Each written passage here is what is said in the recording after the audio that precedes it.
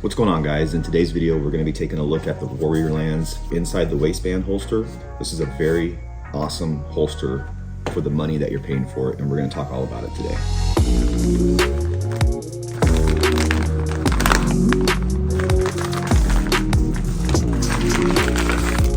Ooh, a teeny tiny screwdriver. Make you wish that you wore different pants that day. It's pretty cool. Yeah. And this metal hardware on the outside is really... All right, folks, like I said, this is the WarriorLand inside the waistband holster, and we're going to be comparing it to a couple other holsters here in a minute. This holster was sent to me by WarriorLand's, and it's a hybrid holster. So it's got Kydex on the outside part of it, and it's got a leather here portion on this side of it. So this is a pretty unique holster. The reason why I'm so interested in reviewing this holster is because of the price point and the features that it comes with. It's coming with features that you find on more expensive holsters, let's say $50 to $100. I just feel like overall this is an awesome deal. We're going to talk about the things that I like about it today and some of the things that I don't like about it, and maybe where they could make some improvements on it. The first thing I noticed when I unboxed this is the back side of it here has a nice neoprene pad. And this is going over the leather part, so you don't have the leather or anything else touching your skin. It's this neoprene here, and that was pretty cool seeing a feature like that on here. I wasn't really expecting something like that. And then, like I said, inside this is leather. Now, for this price point, I'm sure this is like some fake leather or whatever, but it's simulated leather, whatever you want to say. It just adds a nice touch to the holster, because like other full Kydex holsters, like this is what's rubbing up against your skin. And you can see in this holster too, this is just a full Kydex holster with no covering, so this is always going to be up against your skin. Or, you know, if you have some people tuck their shirt in too, but if you're just wearing, you know, a t-shirt and a hoodie or whatever, this does make a big difference as far as comfortability goes. So yeah, I was quite impressed with that. Now, as you guys can notice here, probably right off the bat, this holster does have a claw.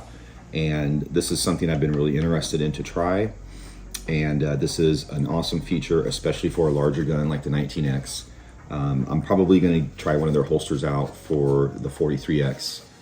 If I could find one that has the claw, because that would really add a lot more concealment. What this claw does, in case you guys don't know, is this claw, it rides against the belt here. Okay, so if your belt was going through here, it rides against the belt and it pushes the grip of the gun more in towards your belly, and that helps conceal the weapon better and pushes it up against your belly. And it's just a great feature. I think all holsters should come with this. I know it's another, you know, manufacturing process and whatnot, but just a great all-around feature to have on a holster in this price category. It's quite amazing. I'm just kind of perplexed here. So now the claw is non-adjustable, and I know on some of the higher end models, the claw can be adjustable, whether you're stacking little plates on here, or you know, you can stack something underneath here. So if one really wanted to get in here and adjust it, you probably could add some spacers or washers here, maybe change out the screws. That being said, when I wore it for my purposes, I really didn't need any adjustability. It seems like it's right there in the spot. I kind of played around with put my finger in it and actually getting it to push more, but then that would push the clip out here more. So there's a yin and yang, right? There's always a balance of that and stuff. So honestly, I think it's designed pretty well for that. So there's a retention adjustment here, and tightening these claw screws down will also help with the retention. And you can see there is a click, and that's almost as tight as I can get it. Now, you might get a better click if you don't have a wrap on your gun like I do. So you guys can see I have gas pedals here. That's one of the things that I don't really care for that much on this holster, is that leather is rubbing up against my wrap here. But this is modified, right? So you wouldn't have that problem if you didn't have this. Now, it's not really hurting it. It did stain it a little bit, you know. And I've been carrying this now for over a week and a half now, testing this holster out. And by the way, this was sent to me by WarriorLand, if you're wondering. As far as the retention goes, you know, it's there. If I have a full magazine in it, I can bolt right there. You know, if you hit it hard enough or whatever, and all that good stuff. This weapon was safety check. I don't know if I put that on the video or not, but yeah, I just cleared this gun. And like I said, you might get a better click or better retention if you didn't have the wrap on here. And after, you know, maybe wearing this for over a week now, I can see there's a little bit of indentions in here. So maybe the holster is seating in and breaking in a little bit. Maybe it's conforming a little bit. So I might be able to get these a little bit tighter to get a better click. But yeah, there you go.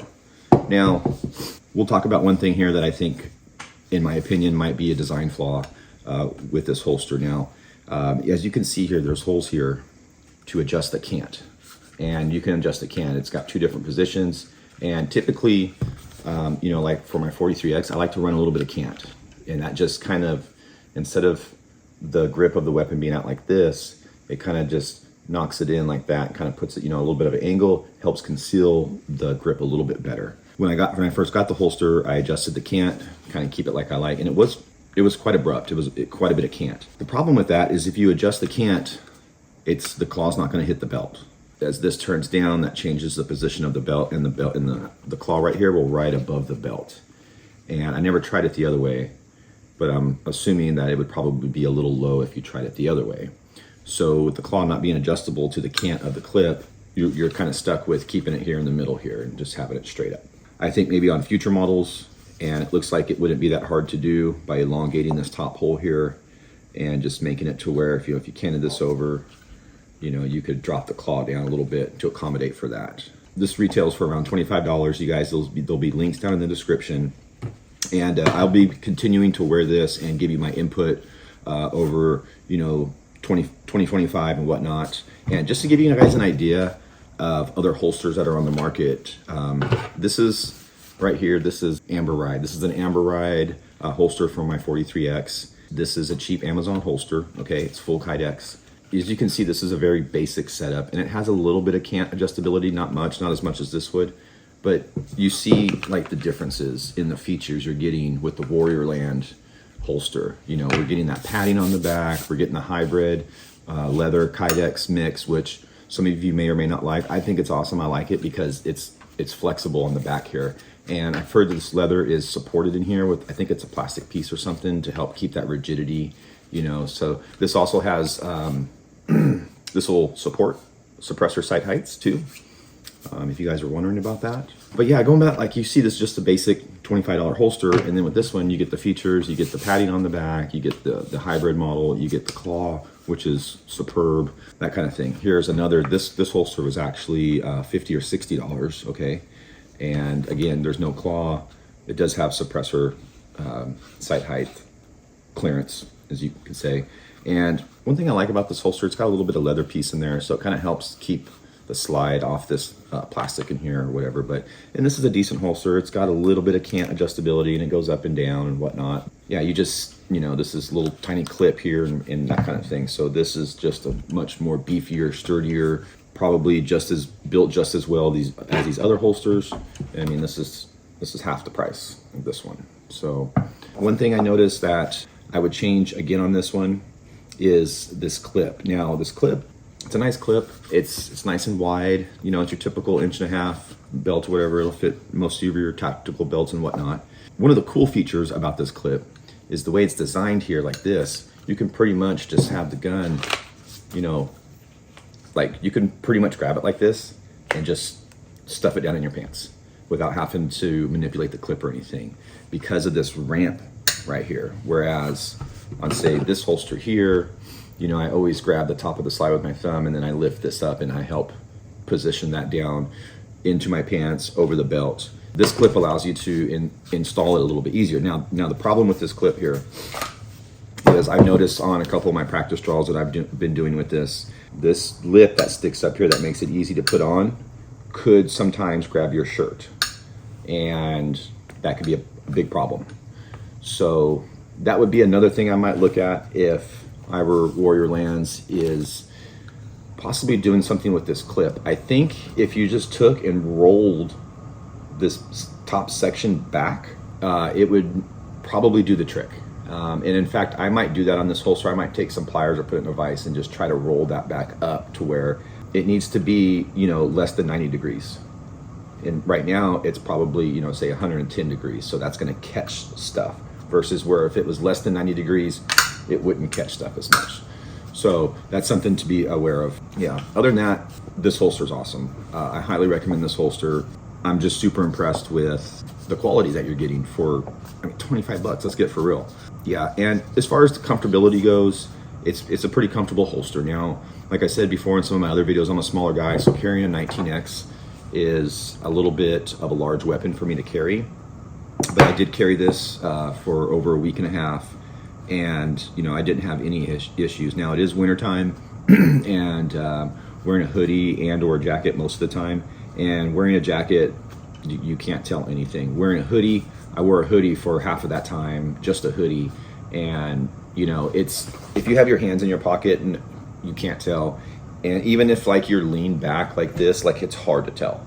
You know, that being said, the weight of the gun was something that came into play now, and I don't think that really had anything to do with the holster, but I have a tactical belt, and I can put the links down in the description for that too. And it's okay, it's my first tactical belt that I've been using for concealment, and I'm kind of on the fence. It's I mean, I don't know, maybe I'll do a review on that too, but I would like a better buckling system, because going to the bathroom sometimes is kind of hard, but I've been practicing that a lot too. That's almost one of the biggest hiccups I've had with concealed carry, is going and using the restroom. So I've been trying to do that really smooth where nothing is exposed and I'm not struggling and fighting. Going back to the comfortability, wearing, you know, that tactical belt with the 19X, having the weight, I noticed in some situations, I'm on my feet a lot at work, and I noticed that, I don't know, maybe having some slight back discomfort, maybe.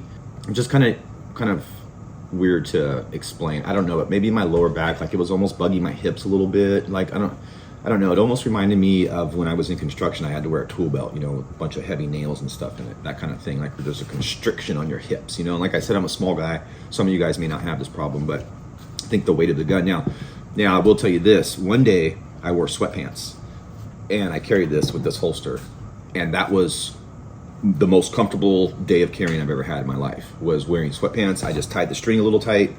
I put this thing in there. The claw still worked with the string. I was carrying this big old gun in sweatpants and a hoodie, and I was like, wow. Half the day I didn't even realize that I had the gun on me. It was that comfortable, and I'm carrying this big old 19X. So that was kind of weird. I thought the tactical belt would help support everything better and be nice and everything, but you know, at the same time, maybe I'm running it too tight. I don't know, but yeah, so it works great in sweatpants, in case you're wondering. Yeah, so if you guys have any questions or comments, feel free to post them down below.